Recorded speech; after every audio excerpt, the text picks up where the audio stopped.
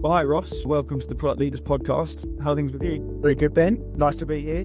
Thanks for the invite. Good to hear. And I obviously going to talk about it in a little bit more detail, but just starting in a new role. It sounds as though it's all going well. I am 2 months in at the Economic Intelligence Unit, so I've done the baptism of fire where everyone throws acronyms at you and probably makes some up as well. But it's a fascinating place to work, and hopefully we'll get into that and some of the data products we're building here. Nice, yeah, for sure. And I think for people who've just listened to the previous podcast we've done, we're really honing in at the moment in that data AI, ML, product management space. So yeah, really great to have you on. I think another perspective, really, a different type of business, and again building that kind of community, which is great. As a starting point, perhaps you could just tell us a little bit more about what you're currently working on. Well, maybe I'll do an intro about myself as well. I've been in financial data services for over 20 years. My hairline probably indicates that I've been in the business for some time. I have actually in that time had the opportunity to work across multiple different segments. So I've built products for investment management right through to sort of sell-side banking. And the great thing about that is you get to interact with a whole suite of different personas. So fund managers, portfolio managers, analysts, economists, and then understand what their needs are. And one of the things through that journey of putting together products for sort of programmatic delivery of data or that are utilized then through applications is quite often there's a lot of commonality of need. So maybe that's something we can draw out as we go through the areas where we think that there's consistent challenges that individuals and firms, persona types are dealing with in interacting with data, and then how we can address them. But yeah, on the new job, I've started as the Global Head of Data at the Economic Intelligence Unit. That is part of the Economist Group. It was actually set up, the Economic Intelligence Unit, the EIU, back in the 90s. And it's really the data and insights part of the Economist Group. So it looks to provide analysis at the intersection between economics, politics and policy. And it does that through forecasts and analysis. So a big meaty data products we've got going on here. Yeah, it's very interesting. I'm sure it's thanks for your background as well, but it's quite a challenge, the types of data that you're working with there, and obviously I think what's quite interesting probably to the audience is just it's been around for quite a while, and obviously it's been on this journey, and I suppose there's different people come from different angles in terms of working maybe for newer data companies that have been built on product management principles, whereas I imagine it's a little bit different if it starts in the 1940s. Some of the technology's upgraded since the 1940s. Hope so. Part of the core business is looking at 200 countries, putting together forecasts, macroeconomic forecasts for the direction of travel for those countries. And that allows clients to identify risk and look at their portfolios and understand sort of opportunities, mitigate the risks, and so on. And that's like the core business, but there's constant innovation on developing new products. And actually something very timely, we put together a Trump risk index. So I suppose that the name's on the tin a little bit, but quite topical with what's been going on last week. And that measures the broad exposure of 70 of the key trading partners with the US, and it looks at security, immigration, and a number of other factors to sort of assess which country is going to be most exposed by the policy changes that Trump, potentially brings in. So you've got your sort of core business, but then there's this constant need to think about how we're using our data and innovating to meet client requirements or responding to something that's in the market. Yeah, nice stuff. That's great. I think my next question is going to be, what you're currently working on. Would you consider that a data product? So that, for example, that Trump risk product, would you consider that a data product? How do you define that? Yeah, I suppose it depends on how purist you want to be. You might have a little booklet that you open up and it's got a very clear definition of what a data product is. A tool or an application that provides some sort of insight. That's a very vague and sort of woolly definition, but it could be a recommendation engine. It could be something like the Trump index that I just mentioned. The way I quite like to frame it is a data product's got to have active product management around it. So it's not a transitory thing. It's something that you want to put characteristics around. You're going to scale it. It might be then pushed through multiple different channels, but it's the active management of it. And I think that's something that's changed over, decades in the business, which is quite a depressing thing to say, but previously there would be an emphasis on product management, and the feed would be seen as the product. Well, actually, the fuel that goes into that is the data, and just as in real life, fuel, diesel, gas, that is a product too. And I think it's having the active product management around that part, which is certainly something that's changed, I think, over recent. Yeah, I like that. I think I haven't got a firm definition. That wasn't. I thought you were going to tell me what it was. It wasn't a testing question necessarily. No, I did just interested, to what would you consider it to be? What would you consider it not to be? Yeah, I think you're probably spot on there. Yeah, I again simplistically think about it as just like a normal product. It's something that you can iterate on. It's not a project where it's got a start and an end, and you're always evolving it. I'd also consider it to be something that's delivering a value to an end customer. That is the value word is so key. That my definition was lacking that. So I think that's the and you also mentioned customer, which I'm not sure I did, but we could probably between us we'll be able to craft up a pretty good one at the end. I guess what I was interested to hear about is on that point about evolving a product. Obviously it starts with an idea at the beginning. So for example, again, I don't keep honing on this Trump product necessarily, but is that how do you start from an idea to then developing it through to a product? You identify that it's something that could have value. When does it actually become something? What's the hypothesis around it? How do you think about that? Yeah, that's good. Maybe I could talk about a few different examples, because you could have small, medium, large products, and I think how you might grapple with that could vary. You're probably aware of the BRICS economies. Brazil, Russia, India, China, South Africa.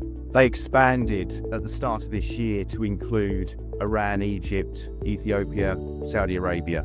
So we had at the EIU a data product for an aggregate for BRICS. Then that group has expanded. So what do?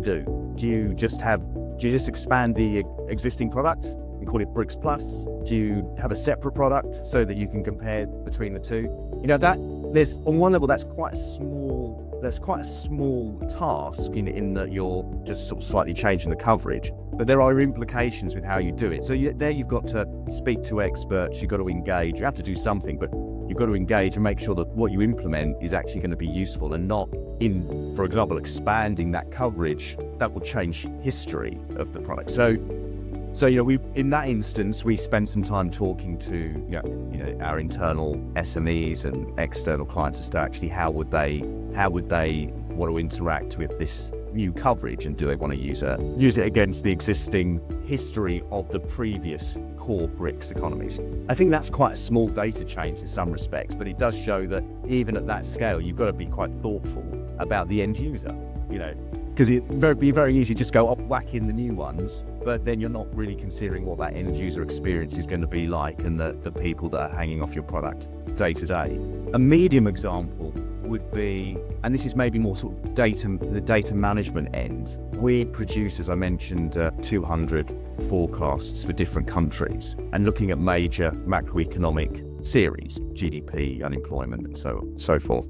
Every country has its own little idiosyncrasies and nuances, and some of the data is available for some and not for others. It's quite a heavy lift in data management from a data management perspective to get all the content in and clean it and manage it. So one of the pieces that we're working through is how can you template that process? And actually that I think becomes then essentially a data product. You're refining the data as it comes in, but in templatizing, that could be a new word I've invented.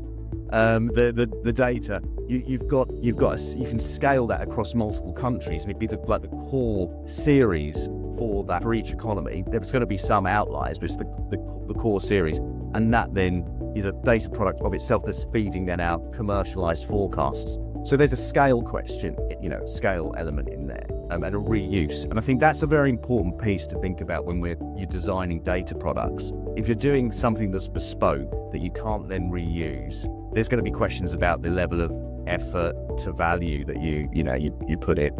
And maybe then I'll because this is a long answer, but going right at the other end and back to your question of what's the hypothesis? How do you test the hypothesis? At my previous role at the London Stock Exchange, we were building out a data platform with Microsoft. So that was a big ticket infrastructure product development to ship programmatic content to clients. They're purchasing everything from structured data through to unstructured data.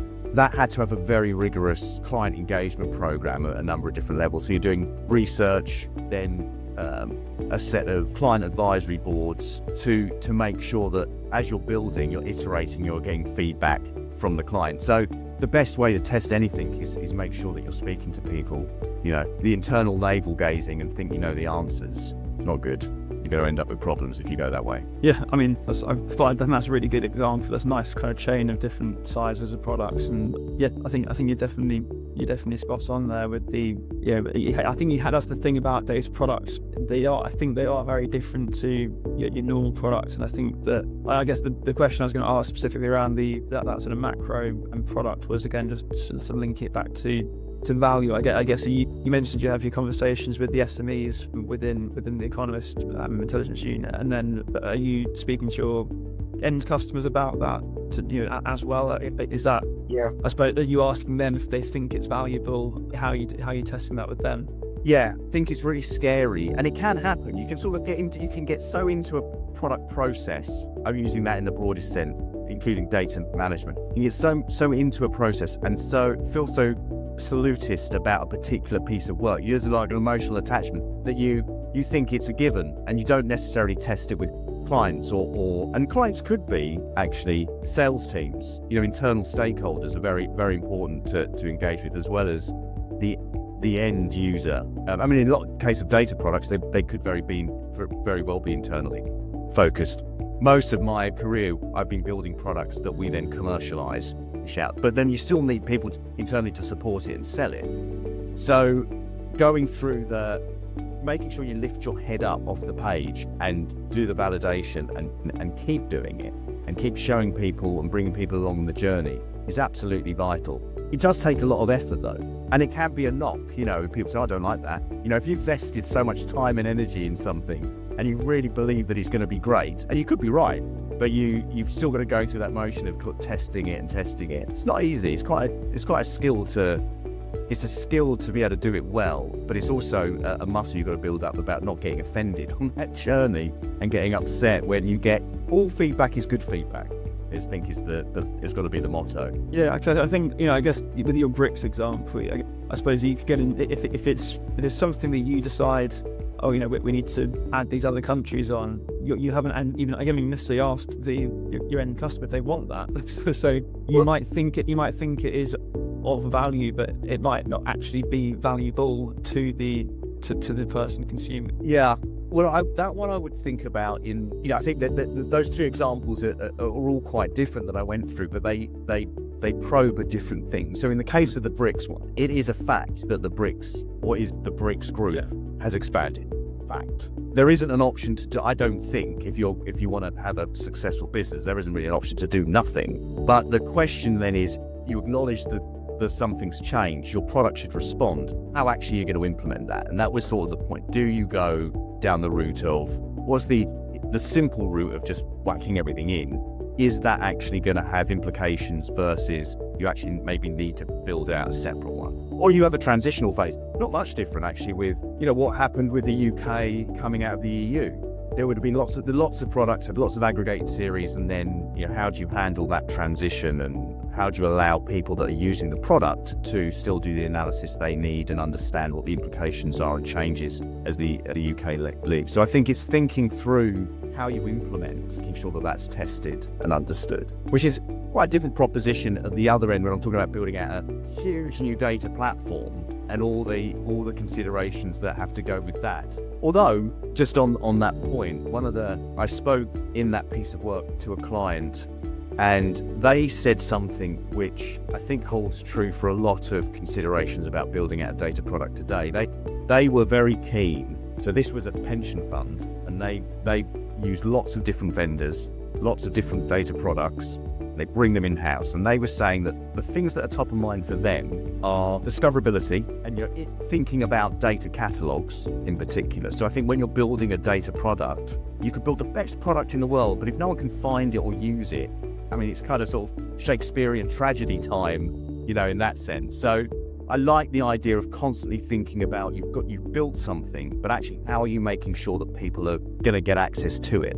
The second thing that they stressed was they really want to understand value. So your value point, and they were interpreting that as usage primarily. They wanted to, if they're seeing usage, they can start to put value around certain elements over others, and that all leads to a return on investment, ROI. The third one, and this is the real sort of sexy end of data management, was digital rights and compliance, which is just so huge a thing now for AI and all sorts of other reasons. But you've really got to think about provenance, lineage, are your entitlements, those things they're no longer afterthoughts. They have to be absolutely central when you're building a data product, I think.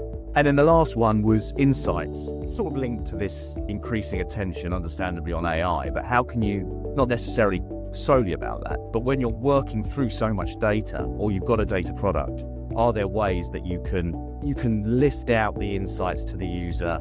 It doesn't put all the emphasis on the user to consume and then come up with the answers themselves. Now, some people might argue that is integral to a good data product, but I think that drawing it out is, So I thought those are four very good ways of thinking about building a product that you can apply almost to any sort of example. Yeah, I think they're really good. I think I like the point on like the usage of the product being the value. I think that a lot of businesses will think more about ROI first, or when you're maybe pitching to build a new data product, the people basically funding it, whether that be the C-suite or the board, whoever it is, signing that off, want to know what the ROI is going to be. But I think that there's kind of I imagine there's other metrics that are below that, which are probably more important indicators to start with, which will then lead to. But you can build up. ROI. Yeah. You just reminded me of something actually that I did.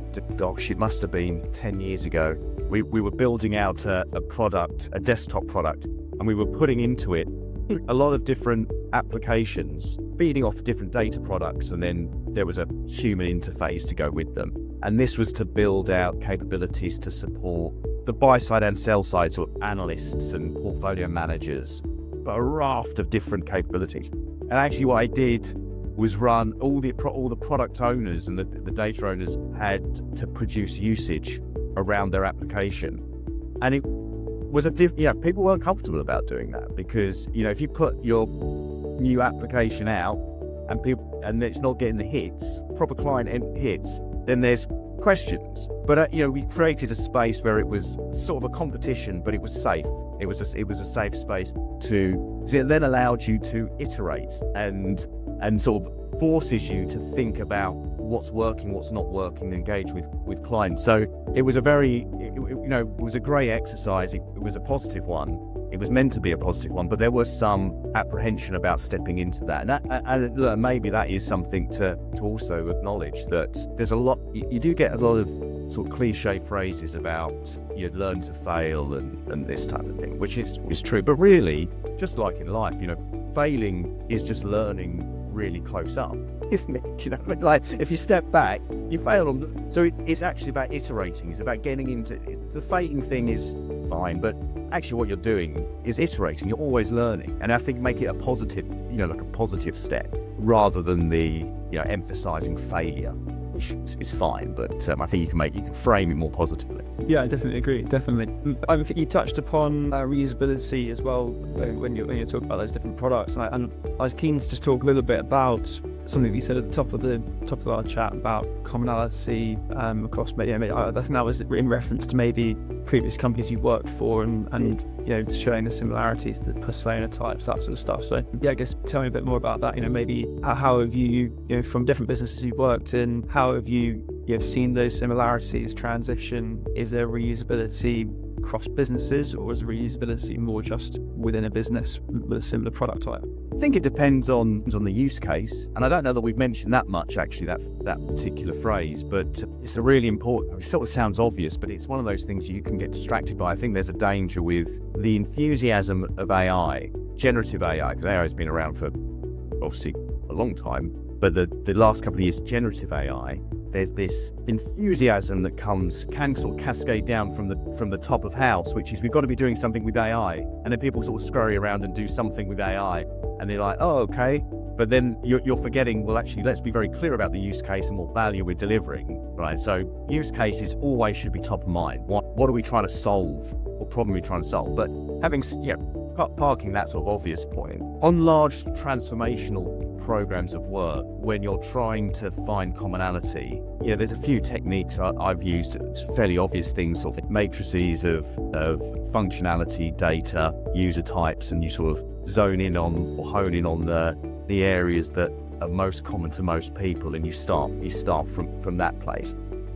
I've done programs of work before where we've had to obsolete data products and sort of commercialized interfaces or programmatic feeds, and with the view to then move the users to something new. And often, you'll go through, and I'm making this up, I'm rounding up, but you'll say, oh, the product does 10 things. We absolutely have to do all 10 things. And you'll realize after a while that you're just speaking to internal stakeholders that are very knowledgeable, but maybe just get a little bit too wedded to some of these capabilities, even subconsciously. And actually, when you go out and speak to end users, they'll sort of happily sacrifice 4, 5, 6 of them if you do 4 or 5 of them really well. And there might be a couple of other things that are there. So I find that you can develop a data product that you can then deploy through different channels, and maybe it's a segmentation entitlements change about how that moves through. But as long as you're considering all those different channels up front, it's not an impossibility. It's just like we said at the beginning, you've just got to make sure that you're constantly engaging with the people that are going to be interacting with it. Check yourself. Yeah, definitely. I think that's a good point. It's just, ultimately, I think, and for the purposes of the conversation, the listeners, I think that there's, ultimately we are talking about treating data as a product and applying product management principles to it. I think it's easier said than done. I think that it's easier in product companies that have always been built on those principles. But I imagine, correct me if I'm wrong, but I imagine that the previous businesses maybe worked in where they are bigger financial institutions. There's still elements of moving towards that product mindset, and particularly within data as well. I think it's happened more with maybe like digital banking, maybe easier. They've got to catch up with the likes of Monzos and Revoluts, those types of businesses. But from a data perspective, I think it's a slower transition and perhaps a more difficult one. I think that's a great point. And there might be a few different reasons for that. Product management in the discipline is so broadening, and different organizations apply in different ways, and you have different terms around things like product owners and so forth. But by any sort of definition, it tends to include quite a bit from the ideation through to the commercialization, and a lot of different stakeholders in between. So there is a sort of a natural generalist that comes with product management. I'm generalizing as I say this, so it's quite ironic, but do you know what I mean? There's a number of different ways in which you've got to have good skill sets in order to build a product out. I think with data product management, there is more focus. It's obviously focused around the data, so there tends to be it slightly depends on what you're building, but a more attention to data science and the content itself, which I think lends, particular individuals that tend to be more precise, more focused, and that then creates sort of a bit of a challenge as to the types of individuals that maybe are in those roles. Some product managers, again going generalizing, will emphasize the evangelism, that side of it. You'll be very sort of client-facing or commercial. It all depends, but I think on a spectrum, a data person is by default is probably in a different place from a product person. Having said all of that, there's absolutely been, I've observed it particularly over the last 5 years, I'd say it's really accelerated. And some of that, I suspect, is a lot to do with AI. That you have to have your data products. Well, it could be, it's AI, I think, and compliance questions that I mentioned earlier, that. And then commercializing opportunity. And those things aren't necessarily distinct. They all sort of interweave. But all of those observations and realities mean that the discipline of data product management becomes really vital as a complement to a broader product management play. And I sort of seen that just accelerate over sort of 5, 6, 5 to 10 years. Yeah, I really like that. Maybe this is the final point and question. I guess what are you excited about? Maybe in the next year, but in the broader world, maybe it's EIU focused. What are you excited about coming for the moment in the data world? What I'm excited about in terms of being at the Economist group and the EIU. There is such pedigree and history of analysis and thought. It's constantly fascinating place to be around, and it's responding to what's going on in the world, and particularly the geopolitical space, which we quite scary. There's a lot going on, and there's a lot of risk involved in that, and there's a lot of opportunities potentially as well. So we're thinking about how we respond to that reality, and what products can we create, and what services can we provide, what data can we put out there that allows clients to navigate that space. So I'm really excited to be in this role and working with a whole team of fantastic people to take that opportunity, grasp that opportunity. So I'm very, very fired up about being here. I don't think your question was meant to ask about my private life. So it's not really that type of podcast, but there's lots of other things going on at my home. I maybe won't bore people with that. Yeah. Yeah, new kitchen instalments is something Reading a great book. No, that's a really good answer. I think that it's an interesting geopolitical landscape, and if you're ultimately going back to the value bit again, there's a lot of value you no doubt can bring to your customers in perhaps time of uncertainty, and that is really exciting. But I read an article and someone described 2004 as the Voldemort of years, which I thought. But he does that, there's a lot of different crises that are evolving, geopolitical implications. And how do you put some sort of structure around that and think about what the impacts could be, play them through? And it's governments, businesses, how does that impact them? How would it change their supply chain? What does it mean for their policy decisions? I mean, that's hugely just fascinating, and it's happening live. It's a real thing to respond to. So it's really, really interesting. Definitely. Well, Ross, it's been a pleasure having you on, and thanks very much for giving up some of your time. You're very valuable to our podcast listeners. Yeah, it's been great. Enjoyed it very much. Cheers, Ben. Excellent. Well, take care. Thanks very much again. Thank you.